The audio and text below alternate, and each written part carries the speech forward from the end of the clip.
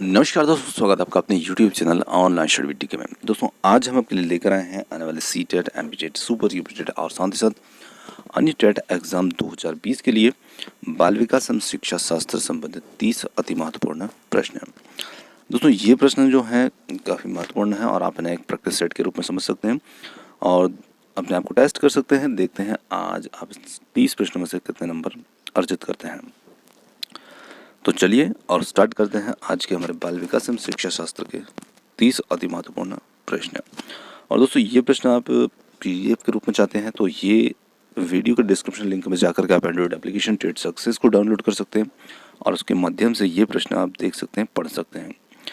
चलिए अब हम स्टार्ट करते हैं। तो ये रहा हमारा पहला प्रश्न। फर्स्ट क्वेश्चन है हमारा, नैतिक मूल्यों का विकास किया जा सकता है यदि अध्यापक बार बार मूल्यों की बात करें, स्वयं उन पर आचरण करें, या C है महान व्यक्तियों की कहानियां सुनाएं, या D है देवी देवताओं की बात करें। तो देखिए, शिक्षक बच्चों के अंदर नैतिक मूल्यों का विकास कर सकते हैं यदि अध्यापक खुद उन पर स्वयं आचरण करेंगे। तो निश्चित बात है कि बच्चे भी उनका अधिगम करेंगे और बच्चों के अंदर शिक्षक का जब बच्चे अनुकरण करेंगे तो बच्चों के अंदर भी नैतिक मूल्यों का विकास हो जाएगा। तो ऑप्शन B बनेगा हमारा उत्तर। चलिए अगला क्वेश्चन है, B.F. स्किनर के अनुसार बच्चों में भाषा का विकास निम्नलिखित का परिणाम होता है। तो बच्चों के अंदर भाषा विकास निम्नलिखित का परिणाम है व्याकरण में प्रशिक्षण का, ऑप्शन B है अनुकरण तथा पुनर्बलन का, C है अंतर्जात योग्यताएं और D है परिपक्वन। तो B.F. स्किनर के अनुसार हमें देखना है यहाँ प्रश्न को। तो इनके अनुसार बच्चों के अंदर भाषा का विकास जो है वो अनुकरण और पुनर्बलन का परिणाम है। ऑप्शन B होगा उत्तर। चलिए अगला क्वेश्चन है, बालक के व्यक्तित्व विकास में विद्यालय कब बाधक बन सकता है। तो देखिए, विद्यालय तो बच्चों के विकास में बाधक, व्यक्तित्व विकास में बाधक नहीं होता है, परंतु कब बन सकता है। प्रश्न हमारा ये है, जब विद्यालय में बहुत सी गतिविधियां चले, और B है जब विद्यालय प्रशासन अधिकारी हो, C है जब विद्यार्थियों को अभिव्यक्ति का उन्मुख वातावरण मिले, या D है जब अध्यापक छात्र अनुपात न्यून हो। तो देखिए, जब विद्यालय जो है प्रशासन आधिकारिक होगा तब बालक का जो व्यक्तित्व होगा वो पूरी तरह विकसित नहीं होगा, उसमें बाधक बन सकता है। क्योंकि ऐसे माहौल में बच्चे जो होते हैं वो एक स्वतंत्र अभिव्यक्ति नहीं कर पाते हैं। बच्चों के अंदर डर, झिझक आदि जो होती है ये चीज़ें पैदा हो जाती है। और जब विद्यालय का वातावरण होगा, एक लोकतांत्रिक वातावरण होगा, तो वहाँ बच्चे निर्भय होकर के स्वतंत्रता पूर्वक अपनी अभिव्यक्ति करने में सक्षम बनेंगे। तो ऑप्शन B होगा हमारा उत्तर। चलिए, कौन सा अवसर किशोरों की आवश्यकता है। वाद विवाद, तर्क, चर्चा, ये सभी। तो यहाँ पर हम कह सकते हैं कि बिल्कुल किशोरों की जो आवश्यकताएं होती है वो ये सभी होती है, क्योंकि वाद विवाद, तर्क और चर्चा ये सभी आवश्यकताएं बनेगी किशोरों की। ऑप्शन D बनेगा हमारा उत्तर। अगला क्वेश्चन है, किस अवस्था में स्व सम्मान की भावना सबसे अधिक पाई जाती है। तो देखिए, स्व सम्मान मतलब स्वयं का सम्मान की भावना जो होती है वो कौन सी अवस्था में सबसे ज़्यादा होती है। शैशवावस्था, बाल्यावस्था, किशोरावस्था या वयस्क अवस्था। तो यहाँ पर किशोरावस्था जो होती है एक ऐसी अवस्था होती है यहाँ पर स्व सम्मान की भावना सबसे अधिक बच्चों में पाई जाती है। तो ऑप्शन C जो होगा ये होगा उत्तर। अभिवृद्धि शब्द का प्रयोग किया जाता है। तो देखिए, अब अभिवृद्धि शब्द का प्रयोग करते हैं तो ये किसके लिए किया जाता है। बालक के मानसिक विकास के लिए, बालक के सामाजिक विकास के लिए, या बालक के शारीरिक विकास के लिए, या बालक के मानसिक और सामाजिक विकास के लिए। तो हम बालक के शारीरिक विकास के लिए इस शब्द का प्रयोग करते हैं अभिवृद्धि का। Option C। अगला क्वेश्चन है, निम्न में से कौन सा कथन अधिगम प्रक्रिया को उचित ढंग से प्रस्तुत करता है। तो अधिगम, कौन सा कथन जो है अधिगम प्रक्रिया को उचित ढंग से प्रस्तुत करता है। तो यहाँ पर हम अधिगम का अर्थ को समझते हैं तो निश्चित हमें उत्तर मिल जाता है। ऑप्शन A है व्यवहार में परिवर्तन, B है सामाजिक व्यवहार में परिवर्तन, या C है कक्षा कक्षा में अधिगम, या D है संवेदनाओं में परिवर्तन। तो देखिए, अधिगम को सही ढंग से प्रस्तुत करने वाला यहाँ पर जो विकल्प होगा वो होगा ऑप्शन A, व्यवहार में परिवर्तन, क्योंकि अधिगम का अर्थ ही होता है व्यवहार में परिवर्तन या सीखना, और जब हम सीखते हैं तो निश्चित हमारे व्यवहार में परिवर्तन आता है। ऑप्शन A होगा उत्तर। साइकिल चलाने वाला स्कूटर चलाना शीघ्र सीख लेता है, यह है। तो साइकिल चलाने वाला जो होता है वो स्कूटर चलाना शीघ्र सीख लेता है। तो ये किस प्रकार का स्थानांतरण है? शून्य स्थानांतरण, लंबवत स्थानांतरण, ऋणात्मक स्थानांतरण या धनात्मक स्थानांतरण। तो ये यहाँ पर जो है धनात्मक स्थानांतरण है। ऑप्शन डी होगा उत्तर। हल सिद्धांत किस प्रक्रिया से संबंधित है? तो हल सिद्धांत जो है ये किस प्रक्रिया से संबंधित है? सीखने की व्याख्या से या सीखने की व्याख्या के सबलीकरण से या ध्येय क्रमारोह से। और डी है सीखने की पुनः व्याख्या से। तो ये सीखने की व्याख्या के सबलीकरण से संबंधित है हल सिद्धांत प्रक्रिया। चलिए ऑप्शन बी बनेगा उत्तर। अगला हमारा क्वेश्चन है, कोहलर ने अधिगम संबंधी प्रयोग किए थे चिंपैंजी पर, कुत्ते पर, बिल्ली पर और कबूतर पर। तो देखिए ये प्रश्न जो है इस टाइप के बहुत हर बार आते ही हैं, तो आप इन सभी को अच्छी तरह से ध्यान रखिएगा। चिंपैंजी जो था इस पर प्रयोग किए थे कोहलर ने। ऑप्शन ए होगा हमारा उत्तर। और बी कुत्ता जो है ये पावलोव ने प्रयोग किया था, थार्नडाइक ने बिल्ली पर। इस प्रकार से इन्होंने प्रयोग किए थे।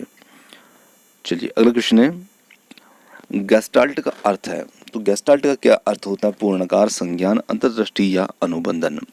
तो देखिए गेस्टाल्ट शब्द का हमें अर्थ देखना है। तो गेस्टाल्ट शब्द का जो अर्थ होता है वो होता है यहाँ पर पूर्णाकार, मतलब आकार। तो यहाँ पर आपको पूर्णाकार लिखा है, हो सकता है कहीं पर आपको आकार, आकृति, प्रारूप इस प्रकार के शब्द भी देखने को मिल जाएंगे, क्योंकि गेस्टाल्ट का अर्थ ये सभी होते हैं। तो हम पूर्णाकार यदि विकल्प ना हो और आपको आकार दिया हो तो भी आपका उत्तर वही बनेगा, या फिर आकृति दिया हो या प्रारूप दिया हो। चलिए अगला क्वेश्चन है, सीखने का अंतर्दृष्टि सिद्धांत किसकी देन है? संरचनावादियों की, गेस्टाल्टवादियों की, मनोविश्लेषणवादियों की या व्यवहारवादियों की? तो ये गेस्टाल्टवादियों की ही देन है सीखने का अंतर्दृष्टि सिद्धांत। चलिए गेस्टाल्टवाद के प्रतिपादक हैं। तो गेस्टाल्टवाद के प्रतिपादक कौन हैं? Skinner, Wertheimer, Pavlov, Freud. तो इसके प्रतिपादक थे वर्दीमर। ऑप्शन बी होगा हमारा उत्तर। चलिए सीखने की प्रक्रिया में विद्यार्थी द्वारा की गई त्रुटियों के संबंध में आपकी दृष्टि में निम्नलिखित में से कौन सा कथन सर्वोत्तम है? तो देखिए जब सीखने की प्रक्रिया अपनाई जाती है और उसमें विद्यार्थी कोई गलती करता है तो फिर आपकी दृष्टि में कौन सा कथन यहाँ पर सही है, ये आपको पहचानना है। ऑप्शन ए है विद्यार्थी को कभी त्रुटि नहीं करनी चाहिए। बी है त्रुटियां अधिगम की प्रक्रिया का भाग है। और सी है विद्यार्थी की लापरवाही के कारण त्रुटियां होती हैं। और डी है कभी कभी विद्यार्थी त्रुटियां कर सकता है। तो देखिए चाहे विद्यार्थी हो, हम हो या आप हो, कोई भी हो, तो त्रुटियां जो होती है वो हमारे अधिगम का हिस्सा होती है, उसका भाग होती है, क्योंकि जब तक हम त्रुटियां नहीं करेंगे तो हम सीखेंगे नहीं। तो यहाँ पर ऑप्शन बी हमारा उत्तर बनेगा कि अधिगम त्रुटियां जो होती है वो अधिगम का भाग होती है या हिस्सा होती है। तो उस स्थिति में यह कथन हमारी दृष्टि में सर्वोत्तम रहेगा। चलिए अगला क्वेश्चन है, निम्नलिखित में से रक्त स्थान के अतिरिक्त सभी के कारण अधिगम अक्षमता उत्पन्न हो सकती है? मंदबुद्धिता, शेषावस्था के समय दिमागी बुखार, शिक्षक की शिक्षण शैली या जन्म से पहले माँ द्वारा मदिरा सेवन। तो देखिए यहाँ पर एक कारण हमें देखना है और उसको छोड़ करके बाकी सभी के कारण अधिगम अक्षमता उत्पन्न हो सकती है। तो निम्नलिखित में से यहाँ पर जो उत्तर हमारा बनेगा वो बनेगा शिक्षक की शिक्षण शैली के अतिरिक्त सभी के कारण अधिगम अक्षमता उत्पन्न हो सकती है।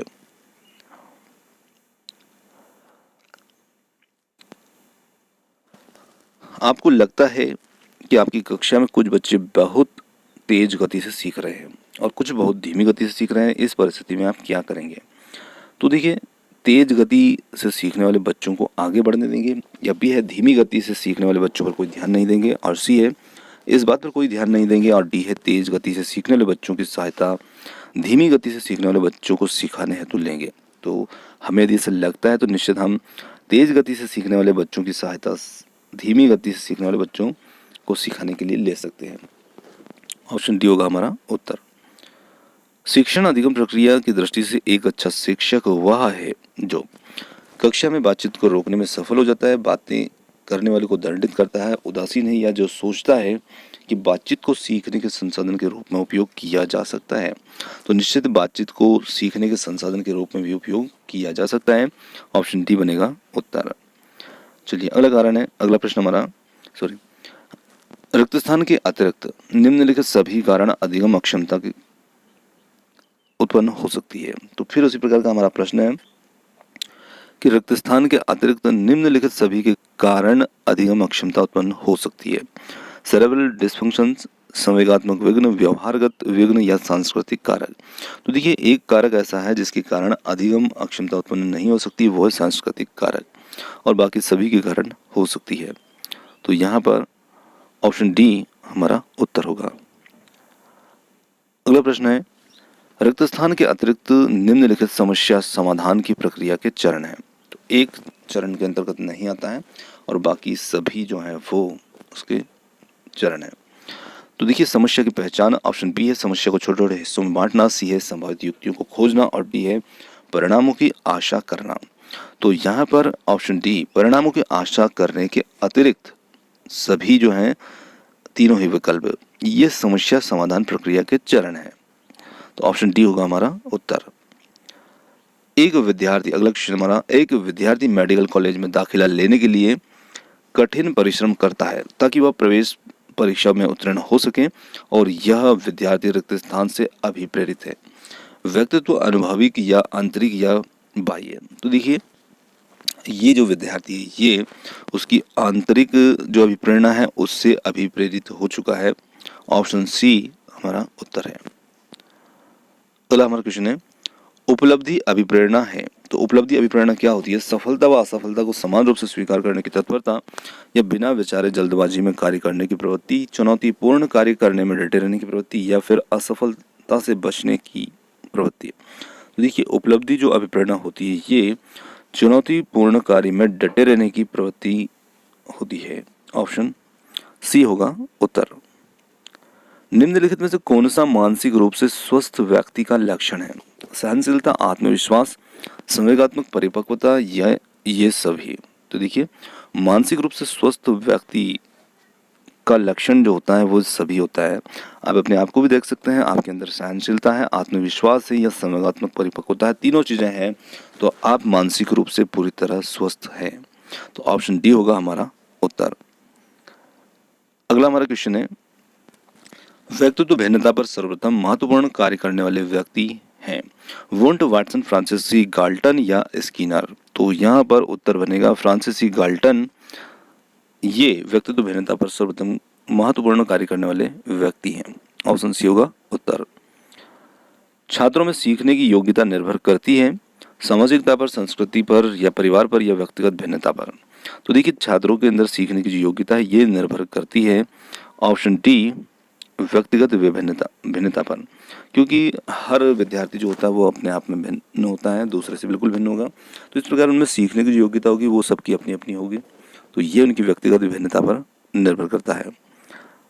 अगला क्वेश्चन है, निम्नलिखित में से कौन सी विशेषता बालकों के संवेगों की विशेषता है? ये क्षणिक होते हैं, ये तीव्र नहीं होते, ये व्यवहार में परिलक्षित नहीं होते हैं, और डी है ये लंबे समय तक रहते हैं। तो यहाँ पर हम कह सकते हैं कि बालक के जो संवेग होते हैं ये क्षणिक होते हैं। ऑप्शन ए होगा उत्तर। चलिए अगला क्वेश्चन है, निम्नलिखित में से कौन सा चोरी का कारण नहीं हो सकता है? रुचि, अभिभावकों का नियंत्रण व अनुशासन, अभिक्षमता, या आदत। तो देखिए, यहाँ पर जो चोरी का कारण नहीं हो सकता है, अब किसी की रुचि ही चोरी करने में हो तो रुचि यहाँ पर कारण बन सकता है, परंतु यहाँ पर अभिभावक का जब नियंत्रण व अनुशासन होगा तो ये एक चोरी का कारण नहीं हो सकता है। तो ऑप्शन बी जो होगा ये हमारा उत्तर हो गया। अगला क्वेश्चन है, थर्स्टन की अभिवृत्ति मापनी कहलाती है समअंतराल मापनी, संकलित मापनी, सामाजिक दरी मापनी, या संचय मापनी। तो देखिए, थर्स्टन की जो अभिवृत्ति मापनी है वो एक सम अंतराल मापनी कहलाती है। ऑप्शन ए जो होगा हमारा उत्तर होगा। आदतों, ज्ञान तथा अभिवृत्तियों का अर्जन है अधिगम, अभिप्रेरणा, संप्रति, या फिर रुचि। तो आदतों, ज्ञान और अभिवृत्तियों का अर्जन अधिगम होता है। Option A. फ्रायड ने ऊर्जा वितरण का वितरण व्यक्तित्व विकास के जिन स्थलों पर किया है उनके नाम हैं इदम व पराअहम, अहम व पराअहम। सी ऑप्शन है हमारा इदम, अहम और पराअहम, और डी है इनमें से कोई नहीं। तो ये सिगमंड फ्रायड ने ऊर्जा वितरण व्यक्तित्व विकास के जिन स्थलों से होता है, जिन स्थलों पर किया है वो है इदम, अहम और पराअहम। ऑप्शन सी होगा हमारा उत्तर। किसी छात्र के व्यक्तित्व के मूल्यांकन में आप किसको आधार बनाएंगे? उसके शारीरिक गठन को, उसके मानसिक स्तर को, उसके भावनात्मक विकास को, या फिर इन सभी को? तो निश्चित हम व्यक्तित्व का मूल्यांकन कर रहे हैं तो हम इन सभी को आधार बनाएंगे। ऑप्शन डी जो होगा हमारा उत्तर होगा। अगला क्वेश्चन है, थॉर्नडाइक के व्यक्तित्व के वर्गीकरण का आधार है शारीरिक गठन और सकल सूरत, बी है रचनात्मकता और मौलिकता, सी है समायोजन और बुद्धि, और डी है चिंतन और कल्पना। तो थॉर्नडाइक के व्यक्तित्व वर्गीकरण का जो आधार है वो है चिंतन और कल्पना। ऑप्शन डी हमारा उत्तर। दोस्तों ये थे आज के हमारे बाल विकास एवं शिक्षा शास्त्र संबंधित 30 अति महत्वपूर्ण प्रश्न। एक प्रश्न हमने और एक्स्ट्रा यहाँ पर कर लिया। अब ये प्रश्न आपको कैसे लगे कमेंट्स करके ज़रूर बताइएगा, और वीडियो पसंद आता तो वीडियो को लाइक शेयर, चैनल को सब्सक्राइब करना ना भूलिएगा। आप हमारे साथ में बने रहे, इसके लिए बहुत बहुत धन्यवाद। Thank you so much. मिलते हैं जल्दी ही एक और नई किसी वीडियो के साथ।